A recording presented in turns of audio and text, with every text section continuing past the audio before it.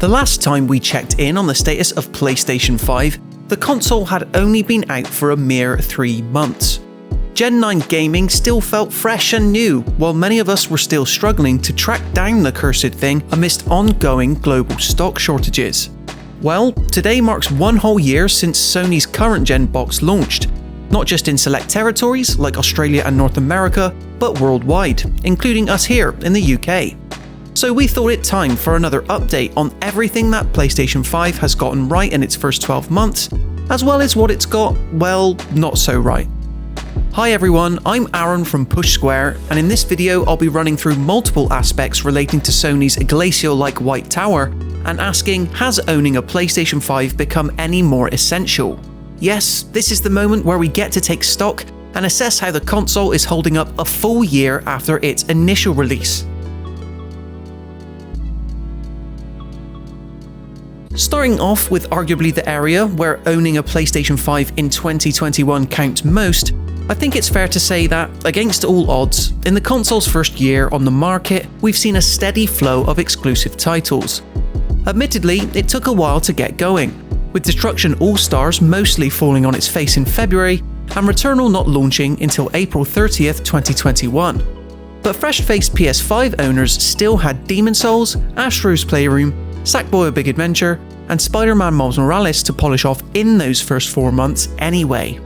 When Returnal did arrive, however, it was clear that developer Housemarque wanted to make a statement, distancing itself away from the top-down shooter genre it had perfected in the past to come out swinging on PlayStation 5 with a game that was noticeably more AAA.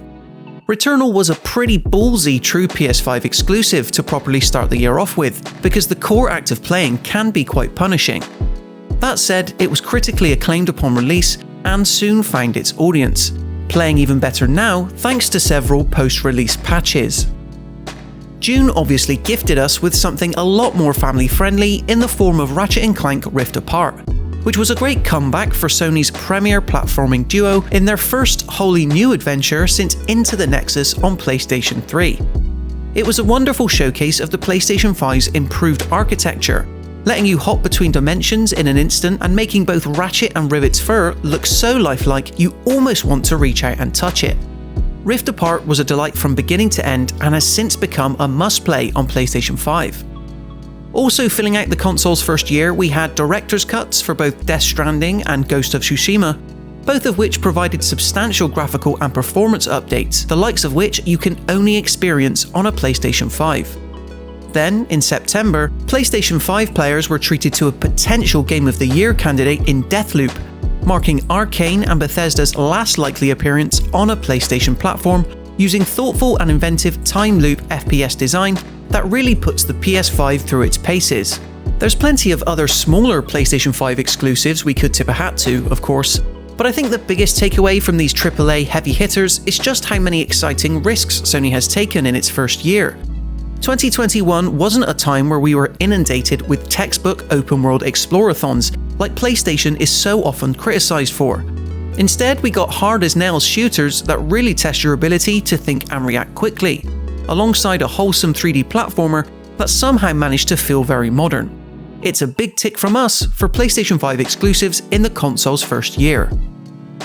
This next one might be a slight point of contention, but I don't think you can say that in the PlayStation 5's first year, we've not seen a decent swath of titles land on PlayStation Plus, especially when it comes to those playable on PlayStation 5. Getting Maneater in January may have been slightly concerning, yet that was quashed once we had both Destruction All-Stars and Control Ultimate Edition arrive the following month. The latter game, in particular, is some of the best examples of ray-traced visuals we've seen yet on PS5. March and April saw us get 2 new PS5 games on day 1 as part of PlayStation Plus in Maquette and Oddworld Soulstorm, while Operation Tango in June was a fun spy-themed romp for cooperative players. I'm of the opinion that the perfect PlayStation Plus game tends to be something of a decent quality that you may not have played otherwise, and the most recent titles like Hell Let Loose and even First Class Trouble definitely fall into that category. Of course, such PlayStation 5 games are in addition to a gamut of quality PlayStation 4 games also playable on PS5. Not to mention Sony's recent PSVR celebration, which saw subscribers receive 3 additional freebies. Overall, being a PlayStation 5 owner and PS Plus subscriber was a good Venn diagram to be in this year. We'll be the first ones to say that, during PlayStation 5's launch, the process of upgrading your existing PS4 games library to their respective PS5 versions was a messy and often confusing process. That's why it's rather pleasing to have seen some decent improvements made in this area over the system's first 12 months. Because while certain games did, and sometimes still do, require you to download both the PS4 and PS5 versions of a game in order to migrate saves, I'm looking at you, Marvel's Avengers, major 2021 games like Ghost of Tsushima Director's Cut have made it incredibly seamless. We could also bundle in the large raft of PS4 games that have received major PS5 patch boosts throughout the course of this year, often yielding results that allow events to be depicted at 4K 60 FPS. Finally, and perhaps most importantly, it's now easier than ever to discern which version of a game you've actually downloaded, PS4 or PS5, which wasn't the case at launch. Which brings us nicely on to... Sony wasn't one to set and forget it this year when it came to releasing major firmware updates aimed at improving the overall PS5 experience. The first came mid-April in the form of update 21.01-03.00.00.38 Catchy, which enabled such abilities as moving PS5 games over to an external hard drive, though you wouldn't be able to play them yet. The PS5 Game Base function was also improved to make party switching and managing notifications easier. And lastly, the console's first firmware update also allowed you to pre-download important updates for all your games. All this just under 6 months after the PS5 first launched.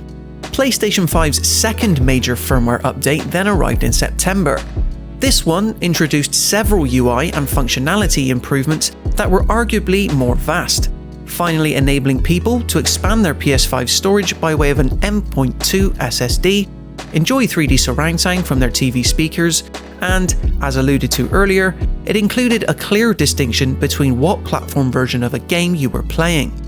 Most notable for us, though, was the revamped presentation for trophy listings, removing the irksome scrolling format from before and offering something vertical more akin to the list-based view players had already gotten used to from the PlayStation 4 days. Overall, despite not everything we want from PS5 UI being resolved yet, more on that later, it's easy to say that the UI experience has vastly improved over the course of just 12 months. Not to say that it was a complete disaster to begin with, just that it's nice that this is something Sony is clearly constantly paying attention to.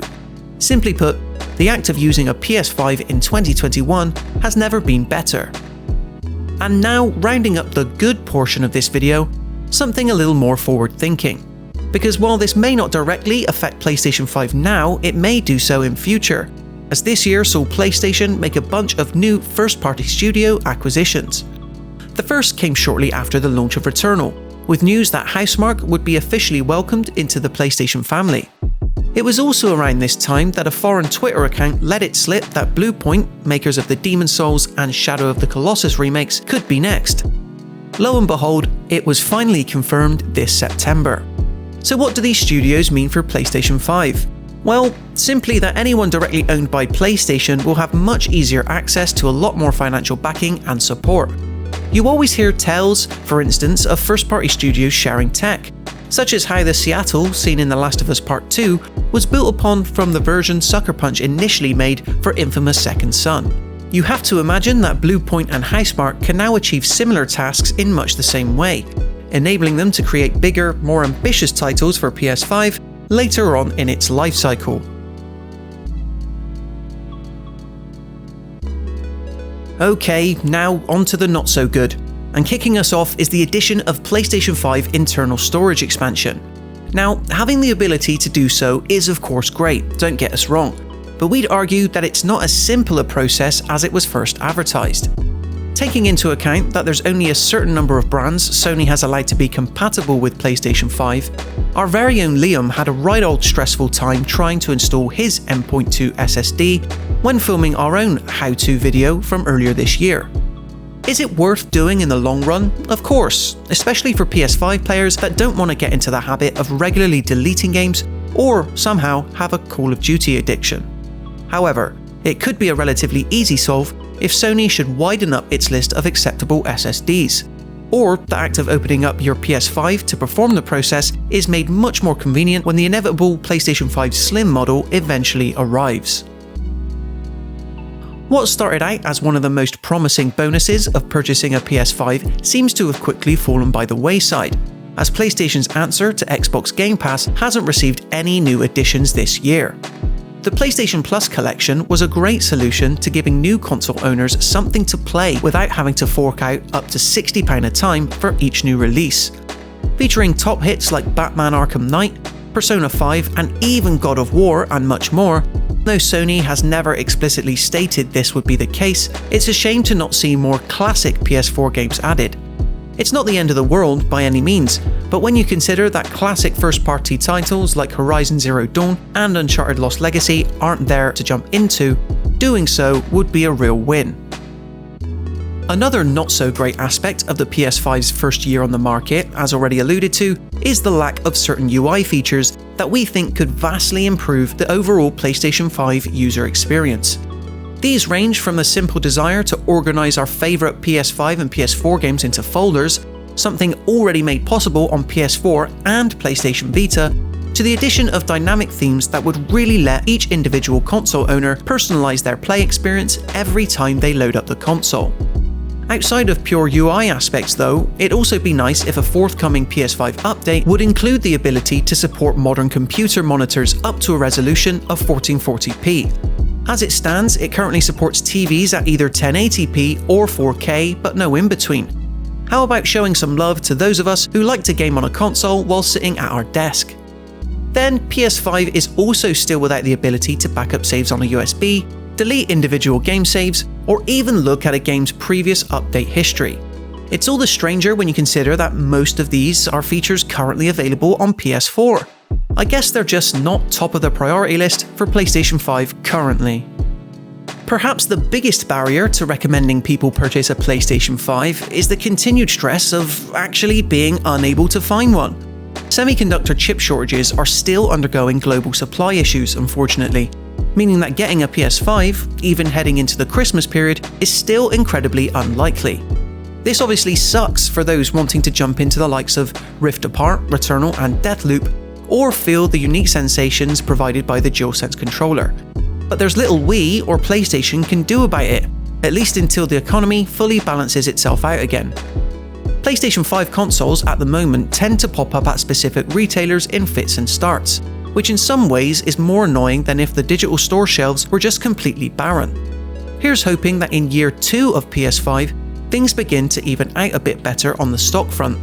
Saying this, Sony still has managed to sell a staggering 13.4 million units as of September, though we're sure it would have liked to sell more. We can only imagine what figure that would be without the component shortage issues. So, taking both the good and bad into account, it's hard not to chalk the PS5's first year on the market as mostly a win. We've been treated to several great AAA games, both on the first and third party front, as well as several indies. A raft of new studios have been taken in-house, and several firmware updates have made using the console much easier. While we admit that the supply shortage situation still sucks, it shouldn't affect anyone's purchase decision if you can get one, especially since Horizon Forbidden West will look and play better on the newish system. What are your thoughts on PlayStation 5's first year? Yay or nay? Be sure to let us know in the comments below. And when you've done that, why not leave a like to show some love? And while you're at it, why not consider subscribing to the PushSquare YouTube channel for everything else PlayStation related? Until then, thanks as ever for watching, and I'll see you in the next one.